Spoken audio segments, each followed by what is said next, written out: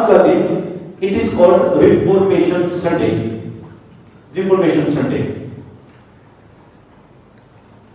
धर्म सुधार का एक दिन।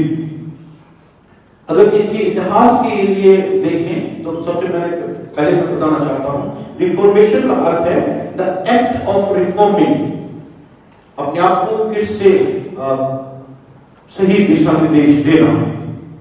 The state of being reformed, फिर से सही दिशा निर्देश में आ जाना। टिपिकली ये शब्द रिफॉर्मेशन संडे, रिफॉर्मेशन शब्द 16वीं शताब्दी की उस मूवमेंट के लिए लिया जाता है जब एक ही चर्च था पूरे विश्व में, रोमन कैथोलिक, जिसमें बहुत सी बुराइयां पनप उठी थी और खुदा ने उन लोगों को खड़ा किया ताकि वो उन बुराइयों को मिटाने के लिए अपनी आवाज को बुलंद करें, अपनी आवाज उठाएं। और उनमें से एक शख्स था जिसका नाम था मार्टिन लूथर। और मार्टिन लूथर ने 31 अक्टूबर 1517 ईस्वी में संडे के दिन में जब एक फेस्टिवल मनाया जा रहा था, ऑल सेंट्स डे करके बहुत सी गैदरिंग हुई थी, तो इसने 95 थीसिस, 95 वो बातें जो चर्च में कलाम मुकद्दस के अनुसार नहीं हो रही थी उनको लिखकर वेटिनबर्ग जो जर्मनी में एक प्रसिद्ध चर्च था उसके दरवाजे पर लगा दिया। चर्च में जो ये बातें हो रही हैं ये कलाम के अनुसार नहीं हो रहे, हमें सुधार की आवश्यकता है। मैं आपके सामने एक दो बातें उसमें से रखूंगा। तो उसने जब ये 95 थीसिस वहां पर लगा दी तो चर्च ने इस बात को महसूस किया कि ये पेपेसी के खिलाफ है, चर्च के ऑर्डर के खिलाफ है, तो इसको खत्म कर दो। ही मस्ट बी एक्सिक्यूटेड, खत्म कर दिया जाना चाहिए। लेकिन उस समय मार्टिन लूथर उस समय के लिए अंडरग्राउंड हो गया, इसके साथ और भी लोग जुड़ने लगे, Zwingli, Martin, John Calvin, Theodorus Beza, William कैलर जैसे और भी रिफॉर्मर्स थे जो उसके साथ जुड़ने लगे। और विभिन्न मुल्कों में एक आवाज उठी, एक आवाज नहीं, ये एक मूवमेंट बन गई थी और जिसके सबब से प्रोटेस्टेंट चर्चेस की स्थापना। आज आप प्रोटेस्टेंट चर्च के अंतर्गत आते हैं। हम सीएनआई में हैं, ये लेटर हिस्ट्री है। 1970 में 6 चर्च इंडिया में मिल गए जिन्होंने अपनी आइडेंटिटी को त्याग कर सीएनआई के अम्ब्रेला में आ गए, तो हम उसके अंतर्गत हैं। लेकिन मेजर कैटेगरी में हम we are called Protestant churches. Protestant नाम जो है ये बड़ा अटपटा सा लगता है। प्रोटेस्ट यानी करना, विरोध करना। हमारे चर्चेस को ये नाम बड़े चर्च कैथोलिक वर्ग ने दे दिया कि उन्होंने प्रोटेस्ट किया, जिसके कारण आज तक वो प्रोटेस्टेंट्स कहलाते हैं। लेकिन कई बीच में समझदार लोग थे जिन्होंने कहा हम प्रोटेस्टेंट नहीं, we are reformed churches. Reformed, सुधार किए हुए चर्च है। कैसे भी है, लेकिन इतिहास हमें प्रोटेस्टेंट्स के नाम से जानता है। वी गो अहेड, हम इसी नाम के साथ आगे जाने चाहते हैं। मैं बात कर रहा था इतिहास की, प्यारे जो प्रभु के अनुग्रह से जब मार्टिन लूथर ने आवाज उठाई तो चर्च में सुधार होने लगा। बहुत सी बातें थी उस समय जो चर्च में सही नहीं हो रही थी, जैसे कि आप चर्च फादर के पास जाते थे इंडल्जेंस खरीदने के लिए। इंडल्जेंस होता था वो सर्टिफिकेट जो आपके लिए दे दिया जाता था कि हाँ आपकी चर्च, आपकी स्वर्ग में एंट्री पक्की है। आपको एब्सोल्यूशन कहते हैं। एब्सोल्यूशन होता है आपको मुआफी का स्पष्टीकरण। आप उससे माफी मांगते हैं तो आपको सर्टिफिकेट दे दिया जाता है कि आप माफ कर दिए गए हैं और आपकी एंट्री स्वर्ग में पक्की है। ये सर्टिफिकेट बेचे जाते थे। ये कलाम के खिलाफ। खुदा ने हमें जो उधार दी है, जो माफी दी है, बिना पैसे दी है। सिर्फ प्रभु ने कहा विश्वास करो और अपने गुनाहों को माफ हो तो माफ किए जाते हैं। किसी भी इंडल्जेंस खरीदने की जरूरत नहीं। और बातें जो वहां पर चल रही थी, बाइबल आम आवाम की भाषा में प्रकाशित नहीं की जाती थी। ऑफिशियल लैंग्वेज लैटिन होती थी और लैटिन भाषा सिर्फ चर्च फादर को ही आती थी और बाइबल सिर्फ चर्च फादर ही पढ़ते थे, चर्च लीडर्स ही पढ़ा करते थे और वो जैसे कलीसिया को बताते थे वैसे ही कलीसिया को मानना पड़ता था। इंडिविजुअल को व्यक्तिगत तौर पर कोई भी बाइबल पढ़ नहीं सकता था। लेकिन मार्टिन लूथर ने आवाज उठाई कि ये खुदा का कलाम है, हर हाथ में होना चाहिए। इसके प्रकाशन के लिए भी आवाज उठाई। इसके अलावा और भी बड़ी बुरी बातें थी जो उस 95 थीसिस में लिखी। एक और बात थी, चर्च फादर्स, आपको पता है वो शादी नहीं करते, लेकिन इसके बावजूद भी उनके बच्चे होते थे। ऐसी गलत प्रथाएं चली आ रही थी। लेकिन क्या है, तो जब मार्टिन लूथर ने ये आवाज उठाई, उसके बाद प्रोटेस्टेंट चर्चेस की स्थापना हुई, जिसमें हम सब आते हैं और हम इस सुधार के लिए प्रभु को धन्यवाद देते हैं। आज मैं मुकद्दस बाइबल में आपको लेकर जाना चाहता हूं। जब इस्राएली लोग भी बहुत सी बुराइयों में फंस चुके थे, उनके पास बाइबल मुकद्दस कलाम न रहा था, जब इस्राएली लोग अपनी मन मर्जी के मुताबिक चले जा रहे थे, उस समय खुदा ने एक बंदे को चुना जो इस्राएली कौम का राजा बना। उसका नाम था जोशिया। मुकद्दस बाइबल में दूसरा राजा की किताब उसके 22, 23 और 24 अध्याय में इसका जिक्र आता है। और मैं जब इसकी स्टडी कर रहा था तो मैं कह रहा था, जैसे चर्च की रिफॉर्मेशन के लिए मार्टिन लूथर उठा, उसी रीति से उस समय इस्राएली कौम के पुनरुत्थान के लिए, उनके सुधार के लिए जोशिया राजा को खुदा ने उठाया। यदि वो बाइबल में, मुकद्दस बाइबल में इसके लिए पढ़े तो हमें बड़ा कुछ सीखने को मिलता है। खुदा के मुकद्दस कलाम में दूसरा राजा की किताब उसके 23 अध्याय में पढ़े तो उसकी पहले से लेकर 3 आयत तक मैं पढ़ूंगा। लिखा, राजा, जब मैंने जोशिया की बात करी तो मैं बताना चाहता, ये अमोन राजा का बेटा था। जब अमोन राजा की मृत्यु हो गई, जब उसको मार दिया गया, तो उसके बाद उसका बेटा जोशिया राजा बना। और इसकी उम्र पता कितनी थी जब ये राजा बना? Can you imagine? He was 8 years old. 8 साल का था। पुस्तक खुदा चितौनियां और विधियों का नित्य पालन किया करूंगा। इस वाचा की बातों को जो इस पुस्तक में लिखी है पूरी करूंगा। जब राजा ने ये बात कही तो सारी प्रजा ने भी उसकी बात में हाँ कहा, हम भी तेरे साथ हैं। लिखा, सारी प्रजा वाचा में सहभागी थी। क्या ये मुझे तो खुदा का वचन हमें इस बात के लिए बताता है। उस समय हिल्किया महाराजक था।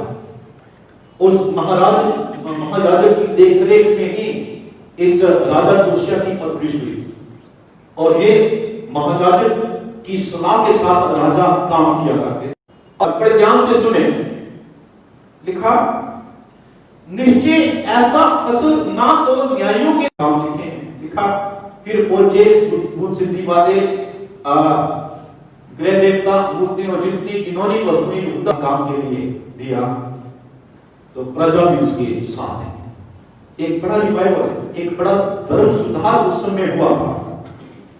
वैसा ही जैसे हमने आज इतिहास में 16वीं शताब्दी में देखा कि मार्टिन लूथर ने पूरे विश्व को हिला के रख दिया, लोगों की सोच को बदल दिया। One man changed the course of history. एक शख्स ने पूरे इतिहास को बदल के रख दिया। एक अलग स्ट्रीम पैदा हो गई कि हम आज खुदा के कलाम को अपने हाथ में पाते हैं और उसे खुद पढ़ते हैं और उसके मुताबिक चलते हैं। उस सबके लिए हम प्रभु को धन्यवाद देते हैं।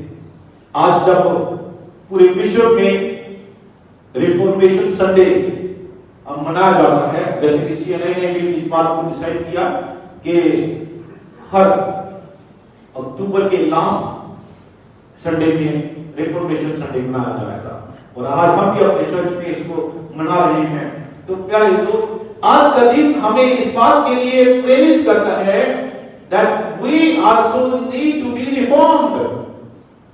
हमें फिर से अपने जीवन में सुधार करने की आवश्यकता रहती है, और वो सुधार कहां से आता है? From the word of God, परमेश्वर के कलाम से। इसलिए we need to rediscover the word of God। परमेश्वर के कलाम को हमें फिर से खोज करनी पड़ेगी, परमेश्वर के वचन की ओर ध्यान देना पड़ेगा। What does the word of God says? परमेश्वर का वचन हमारे जीवन के बारे में क्या कहता है? क्या हम सही दिशा में जा रहे हैं, या फिर भी हम किसी गलत रास्ते पर चल रहे हैं?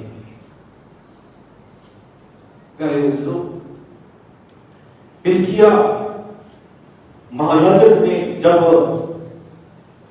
शरा की किताब को पाया तो उसने सारे लोगों को पढ़कर सुनाया ताकि लोग इसको जाने। उसका परमेश्वर का वचन आपके लिए ऐसे होना चाहिए जैसे कि 3 वक्त की रोटी। जैसे अगर 3 में से 1 वक्त आप रोटी नहीं खाते तो आपको लगता है समथिंग इज मिसिंग। उसी रीति से परमेश्वर का कलाम भी होना चाहिए। रीड इट डेली, हर रोज पढ़ें। अगर रोटी से आपको जिस्मानी ताकत मिलती है तो कलाम मुकद्दस से आपको रूहानी ताकत मिलती है। हर रोज पढ़ना। मुकद्दस बाइबल में यदि देखें तो प्रभु के वचन के लिए इब्रानियों का 4 की 12 और 13 में लिखा, क्योंकि परमेश्वर का वचन जीवित और प्रबल और हर एक दोधारी तलवार से भी बहुत चोखा है, और हर प्राण और आत्मा को और गांठ और गुदे को अलग करके आर पार छेड़ता है, और मन की भावनाओं और विचारों को जांचता है। क्या हम परमेश्वर के वचन को अपने जीवन में अहमियत देते हैं, कि हम लोगों के साथ हवा के झोंके के साथ चले जाते हैं? परमेश्वर के वचन को ध्यान से पढ़ें, अपने जीवन में इसको लागू करें। ये आपके जीवन को सही दिशा निर्देश देगा। आपके जीवन की रोटी है ये। Next thing, we must fall under conviction of our sin. बहुत दफा हम गुनाह करते हैं। यहां पे कोई भी ऐसा शख्स नहीं जो ये कहे कि मैंने कभी गुनाह ही नहीं किया। कईयों के गुनाह उजागर हो जाते हैं, कईयों के छिपे रहते हैं। लेकिन आप इंसान से तो अपने गुनाह छिपा सकते हैं, लेकिन खुदा की निगाह से आप गुनाह छुपा नहीं सकते। एक बड़ा खूबसूरत गीत गाया करते हैं, कहते हैं, गुनाह करता हूं छुप छुप कर, गुनाह करता हूं छुप छुप कर, मगर वो देख निगाहें कादरे मुतलक से पर्दा। छुप कर तो गुनाह कर सकते हैं, लेकिन कादरे मुतलक कायनात के खालिक और मालिक से कभी पर्दा कर नहीं सकते। उसकी आंख हमेशा हमें देखती रहती है। प्रभु का वचन हमें इस बात के लिए कायम करता है, इफ यू हैव सिन, वो आपके जीवन में शांति रहने नहीं देगा। आपके जेब में वो बसा रहेगा, यस मैंने गुनाह किया है। हर समय डर रहेगा, किसी को पता ना चलता है, कहीं मेरा पर्दा उठना ना, किरमची रंग के दाल भी क्यों ना हो, कहता वो बर्फ के समान सफेद हो जाएंगे। सारे बोले हालेलुया। तीसरी बात हम कहना चाहते हैं, वी मस्ट सीक गॉड। हमें परमेश्वर की खोज करनी है। परमेश्वर दुनिया की बातों में नहीं, परमेश्वर के कलाम की बातों में मिलता है। Read the Bible, read the Bible and read the Bible. खुदा का वचन पढ़ें, जानें और परमेश्वर को पाएं। यशायाह नबी की किताब उसके 55 अध्याय और उसकी 6 आयत में लिखा, जब तक यहोवा मिल सकता है तब तक उसकी खोज में रहो, जब तक वह निकट है तब तक उसे पुकारो। परमेश्वर का वचन इसके आगे भी कहता है, जो नबी की किताब 2 अध्याय 12 आज से पढ़े तो वहां पर लिखा, तो भी यहोवा की ये वाणी है, अभी भी सुनो, उपवास के साथ रोते पीटते अपने पूरे मन से फिर कर मेरे पास आओ। कहता अपने वस्त्र नहीं, अपने मांगी को फाड़कर अपने परमेश्वर यहोवा की ओर फिरो, क्योंकि वह अनुग्रहकारी, दयालु, विलंब से क्रोध करने वाला, करुणा निदान और दुख देकर पछताने वाला है। क्या जाने वह फिर पछताए और ऐसी आशीष दे जिससे तुम्हारे परमेश्वर यहोवा का बलि और अर्घ दिया जाए। खुदा अनुग्रहकारी है, वो माफ करता है जब हम उसकी आराधना करते हैं। खुदा के वचन में लिखा है, लोग तेरी आराधना करते हैं क्योंकि तेरे पास माफी है। अगर माफी ना होती तो शायद उसकी आराधना भी ना होती। वो माफ करता है, हम उसको धन्यवाद देते हैं। खुदा का वचन हमें इसी बात के लिए प्रेरित करता है। खुदा के मुकद्दस में एक उदाहरण बड़ा टिपिकल है, मैं अक्सर देता हूं। निन्यानवे शहर के लोग बहुत गुनाहगार थे और उन्हें भी सुधार की आवश्यकता थी। There was a man named योना। वहां योना नाम एक शख्स था जिसको खुदा ने चुना। जहां योना नबी उसका निन्यानवे शहर के ऊपर नबूवत का 40 दिन के शहर के बादशाह पलट दिया जाएगा। लेकिन जब वो वहां पहुंचा, उसने नबूवत करने का आरंभ करी। पहले तो लोगों ने क्या किया? लोगों ने सुधार किया। They reformed themselves। उन्होंने अपना सुधार किया, उपवास रखा, खुदा से मिन्नत करी, कहते क्या जाने खुदा रहम करे और ये बड़ा संकट हम पर आ है। खुदा ने जब उनके मनों को देखा, उनके कदमों को देखा, उनके हाथों को देखा, उनके सोच को देखा, तो खुदा ने भी उन पर क्या किया? रहम किया और कोई भी बशर नाश नहीं हुआ। 1,20,000 से ज्यादा लोग थे, खुदा ने सबको बख्श दिया। जो खुदा अनुग्रहकारी परमेश्वर है, खुदा ने माटी पत्थरों को खड़ा किया, लोगों ने अपने आप को सुधारा। आज हम रिफॉर्म्ड चर्चेस में रहते खुदा की इबादत करते हैं और इस सब के लिए हम प्रभु को धन्यवाद देते हैं। चर्च लिटर्जी में, चर्च कैलेंडर में आज का दिन खास मुकर्रर किया गया ताकि हम उन शख्सों को याद कर उनके लिए परमेश्वर को धन्यवाद दे सके। और आज हम प्रभु को धन्यवाद देते हैं। प्रभु के वचन में से अंजील मुकद्दस से हमने पाठ पढ़ा, देखा, यदि कोई मनुष्य दिया जला के तंगघर में या पैमाने के नीचे नहीं रखता, तो तू दीवट पर रखता है कि भीतर आने वाले उजाला ना पाए। इस 1517 ईस्वी से पहले कलाम मुकद्दस जो हमारे लिए दीवट है, देखा परमेश्वर का कलाम मेरे कदमों के लिए दीपक और मेरे राह के लिए उजाला है। इसको भी उन्होंने पैमाने के नीचे रखा हुआ था। लेकिन जब रिफॉर्मेशन हुई तो कलाम मुकद्दस रूप भी दिया हम सबके हाथ में, ताकि हम सबको रोशनी पहुंचा सके, ताकि हम इसकी रोशनी में अपने जीवन को व्यतीत करें, जिससे परमेश्वर के नाम को महिमा मिलने पाए। आज हमारे लिए जरूरी है हम परमेश्वर का वचन निरंतर पढ़ें, निरंतर इसको रीडिस्कवर करके इसके माफिक चलें, ताकि परमेश्वर को नाम को महिमा मिले। परमेश्वर आज इस वचन के द्वारा आप सबको आशीषित करे। खुदा बाप, खुदा बेटे,